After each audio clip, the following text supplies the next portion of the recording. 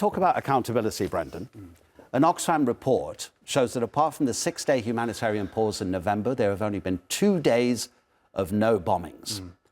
Many people say that external actors that we're talking about, who they hope may bring peace, are actually complicit in what's going on because Israel is being allowed to do this.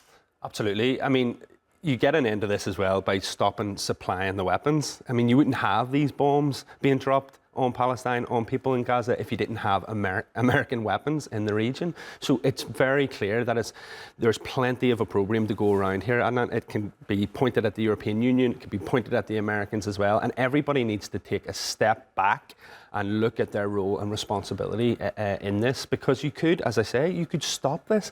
This doesn't have to be happening, it could be stopped, and that's the real disaster in all of this as well. This is avoidable. That Oxfam report also says Israeli explosive weapons hit on average homes every 4 hours, tents and temporary shelters every 17 hours, schools and hospitals every 4 days, aid distribution points and warehouses every 15 days. That appears to be something designed to break the minds of people, because you're not just hitting military targets here. A distribution warehouse, a hospital. We know what the Israelis are saying. Hamas operates amongst the civilian population.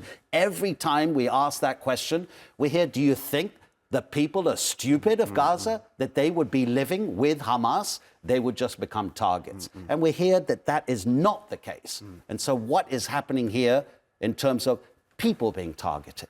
I mean, you've summed it up perfectly. The goal here is erasure.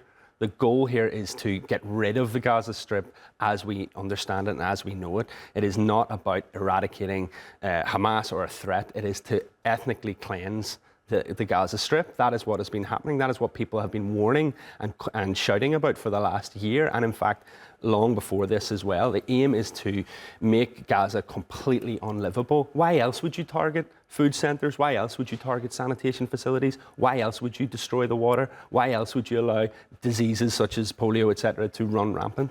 The aim here is erasure. It's not about containment and management. And that's what we should be completely devastated by, really. And that's what we have seen for this awful last year.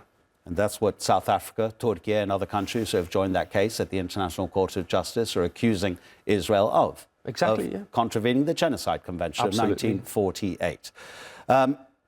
Does there come a point, has anybody you've spoken to amongst your former colleagues, your academic partners and your friends in Gaza, in the occupied territories, have they ever said to you at any point that, okay, maybe this isn't worth it, we'd actually just like the bombs to stop and we can't suffer anymore? Or is there a feeling that actually in this moment in history, this is the time for the Palestinians to say enough, enough, enough?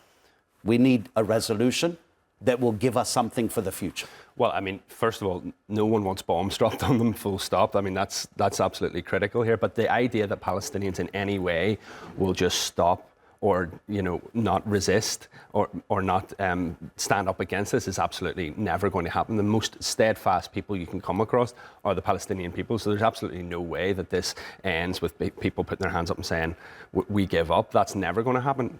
Absolutely, we need to have critical conversations about how we move forward. What does the future look like? But again, we have to keep returning to what the problem is. And if we're not prepared to say what the problem is, then you'll never get a resolution. The problem here is an illegal occupation sponsored by the West, an apartheid regime where some people's lives are not worth the same as other people's lives. That's it. You need to call it what it is. And if you're not prepared to say that, then there can't be a resolution. And Palestinians have been engaged in this process for years and decades and decades and decades of false attempts at peace building. We cannot allow that to be the next phase here. There needs to be genuine, serious conversations about what the future looks like. But you got to stop killing people. You got to stop dropping bombs. That's just unacceptable. OK, Brendan, for the moment, thank you very much indeed. Don't go anywhere.